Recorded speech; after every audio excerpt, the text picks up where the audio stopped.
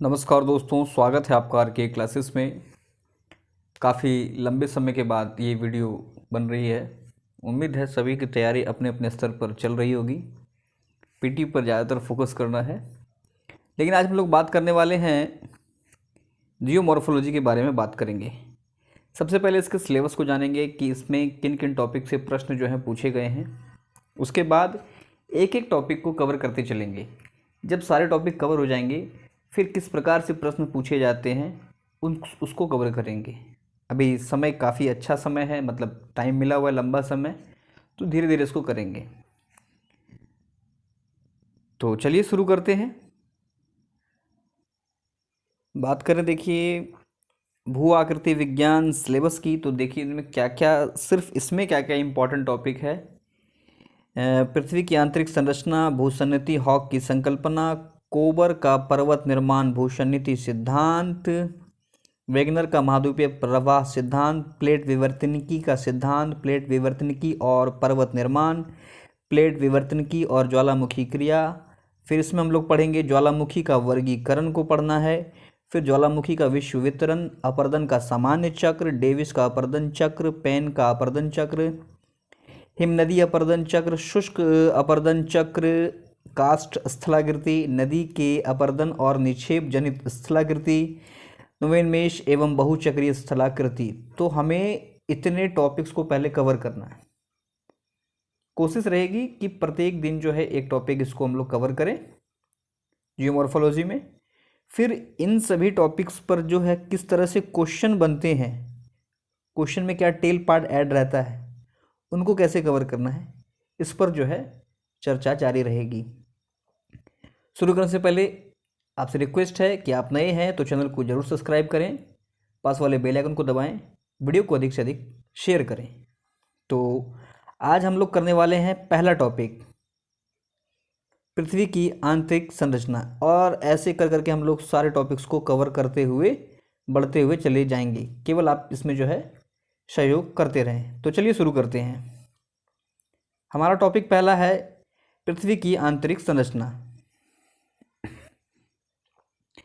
कहता है कि पृथ्वी के भू सतह से केंद्र तक की दूरी का अध्ययन पृथ्वी के आंतरिक संरचना के अंतर्गत आता है।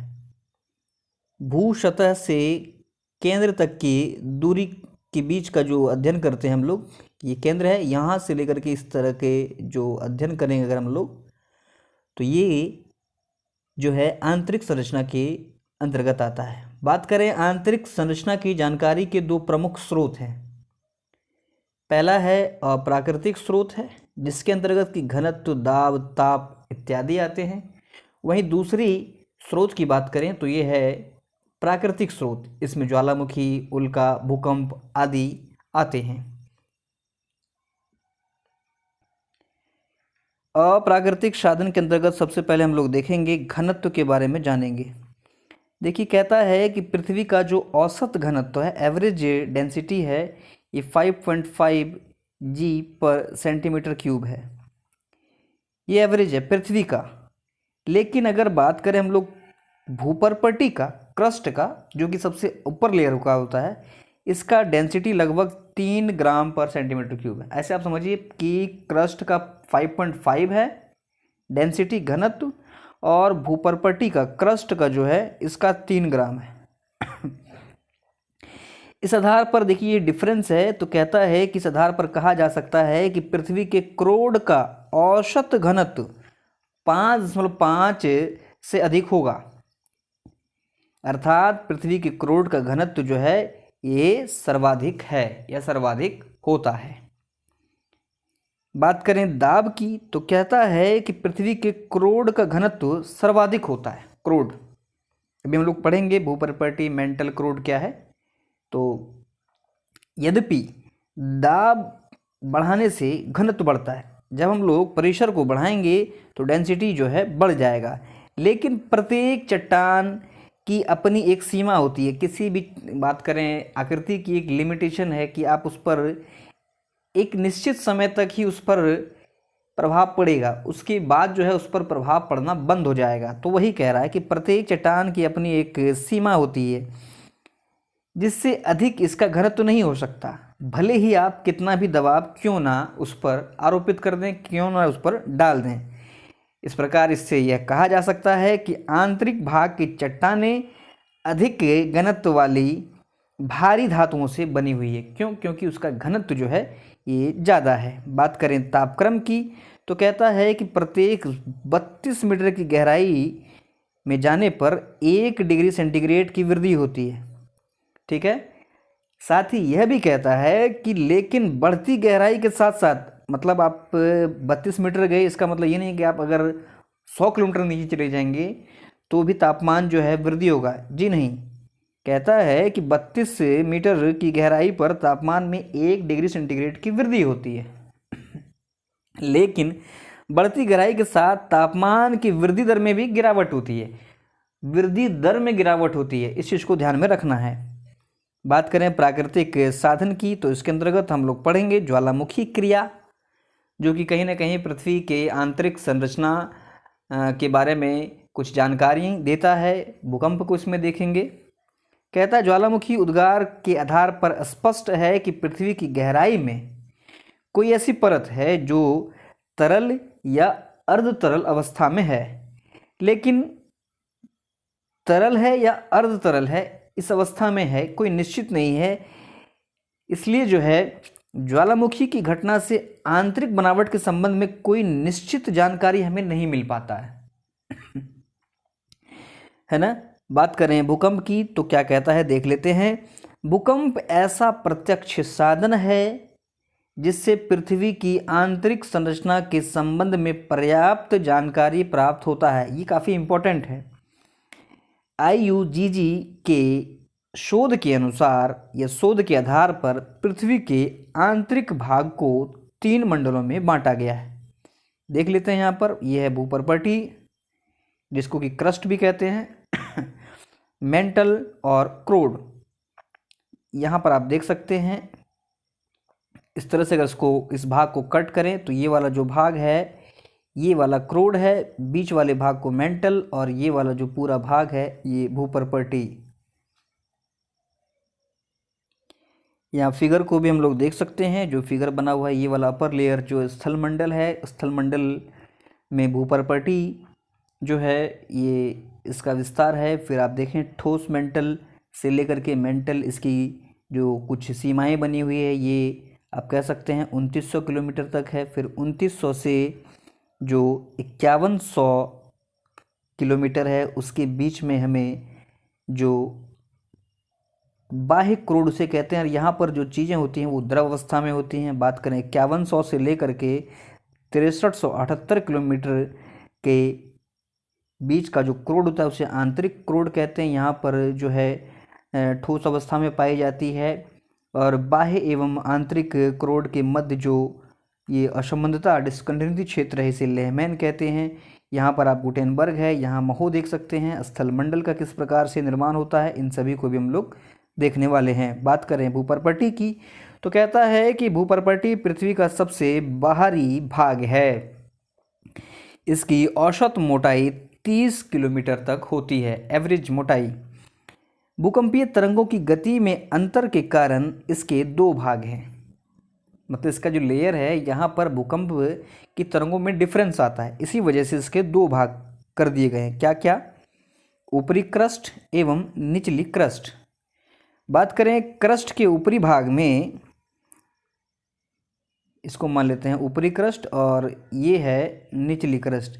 क्रस्ट के ऊपरी भाग में पी तरंग की गति 6.1 किलोमीटर प्रति सेकेंड होती है, जबकि निचले भाग में, इस वाले भाग में पी तरंग की गति 6.9 किलोमीटर प्रति सेकेंड होता है। अब देखिए गति में डिफरेंस जो हमें मिल रहा है। कहता है कि ऊपरी क्रस्ट एवं निचली क्रस्ट, ये हम लोगों ने इसे देखा था ऊपरी क्रस्ट और ये हम लोगों ने देखा था निचली क्रस्ट। यहाँ पर हम लोगों ने देखा था 6.1 जो पी वेव होता है उसका चाल, और यहाँ पर था 6.9। ऊपरी क्रस्ट एवं निचली क्रस्ट के बीच घनत्व संबंधी असंबंधता जो होता है उसे कॉनराड असंबंधता कहते हैं। ये होता क्यों है? तो देखिए घनत्व में जो अंतर आता है यह दबाव के कारण होता है। ध्यान रखना है, घनत्व में जो अंतर आ रहा है वो किस लिए आ रहा है? दबाव के कारण होता है। आगे कहता है कि क्रस्ट का निर्माण सिलिका और एल्युमिनियम से हुआ है, इसलिए भूपर्पटी को सियाल सियाल परत भी कहते हैं। क्यों? सिलिका और एल्युमिनियम से इसका निर्माण हुआ है। बात करें मेंटल की तो देखिए क्या कहता है मेंटल के बारे में। भूपर्पटी के नीचे का भाग मेंटल कहलाता है। मेंटल का विस्तार महो असंबद्धता महो डिस्कंटिन्यूटी से लगभग 2900 किलोमीटर तक है। यहाँ पे हम लोगों ने फिगर में देखा था महो, देखिए यहाँ से लेकर के इसका विस्तार जो है 2900 किलोमीटर तक है। आगे कहता है भूपर्पटी से नीचे, ये क्रस्ट वाला भाग है, इससे नीचे भूकंपीय लहरों की गति में अचानक वृद्धि होती है। ये इसकी वृद्धि आप देख सकते हैं 7.9 से 8.1 किलोमीटर प्रति सेकंड इसकी गति हो जाती है। इसकी मतलब इसकी गति में वृद्धि होती है, जिस कारण निचले क्रस्ट और ऊपरी मेंटल, ऐसे याद रखिए, निचले क्रस्ट और ऊपरी मेंटल के बीच एक डिसकंटिन्यूटी का निर्माण होता है, जिसे कि महो डिसकंटिन्यूटी कहते हैं, जो कि हम लोगों ने फिगर में भी देखा था। कहता है कि मेंटल का ऊपरी भाग दुर्बलता मंडल कहलाता है। मेंटल का ऊपरी भाग बात कर रहा है, मतलब निचला क्रस्ट और ऊपरी मेंटल, निचला क्रस्ट ऊपरी मेंटल, ये जो है दुर्बलता मंडल कहलाता है। इसका विस्तार लगभग 400 किलोमीटर तक है। आगे कहता है कि भूपर्पटी तथा दुर्बलता मंडल, भूपर्पटी तथा दुर्बलता मंडल मिलकर स्थल मंडल का निर्माण करते हैं। ठीक है, बात करें मेंटल की तो मेंटल का निर्माण मुख्यतः जो है ये सिलिका और मैग्नीशियम से हुआ है, इसलिए मेंटल को सीमा लेयर भी कहते हैं। मेंटल को क्या कहते हैं? सीमा लेयर। आ जाते हैं क्रोड पर, तो कहता है कि मेंटल के नीचे का भाग क्रोड कहलाता है। यहाँ पी तरंग की गति 13.6 किलोमीटर प्रति सेकंड तक हो जाती है, जो कि काफ़ी ज़्यादा है। और यह जो है चट्टानों के घनत्व में एकाएक परिवर्तन को दर्शाता है, जिससे डिसकंटिन्यूटी उत्पन्न होता है। इसे गुटेनबर्ग विसार्ट डिसकंटिन्यूटी कहते हैं, जो कि हम लोगों ने फिगर में भी देखा था। यहाँ पर देखिए गुटेनबर्ग विसार्ट। आगे देखते हैं, बात करें क्रोड के विस्तार की तो देखिए क्रोड का विस्तार गुटेनबर्ग डिसकंटिन्यूटी से लेकर के 6378 किलोमीटर तक है। ठीक है, और इसके भी दो भाग हैं, क्या क्या? बाह्य क्रोड और आंतरिक क्रोड। बात करें बाह्य क्रोड की तो ये 2900 से 5100 तक इसका विस्तार है, और आंतरिक क्रोड 5100 से 6378 तक इसका विस्तार है। इनके बीच पाया जाने वाला घनत्व संबंधी जो डिसकंटिन्यूटी होता है उसे लहमैन डिसकंटिन्यूटी कहते हैं। ध्यान रखना है, आंतरिक और बाह्य क्रोड के बीच लहमैन। कहता है कि बाहरी क्रोड तरल अवस्था तथा आंतरिक क्रोड ठोस अवस्था में होता है। मेंटल एवं क्रोड की सीमा पर घनत्व 5 जो है ग्राम पर सी क्यूब होता है, लेकिन केंद्र में यह घनत्व बढ़कर 13 तक पहुंच जाता है।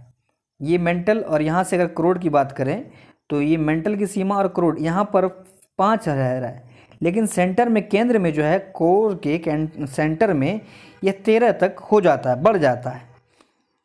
तो इससे यह पता चलता है कि क्रोड भारी पदार्थ जैसे निकेल एवं लोहे का बना है, इसलिए क्रोड को नीफे परत भी कहते हैं। तो तीनों परत कहाँ पे कौन सी जो है डिसकंटिन्यूटी पाई जाती है उसको हम लोगों ने देखा।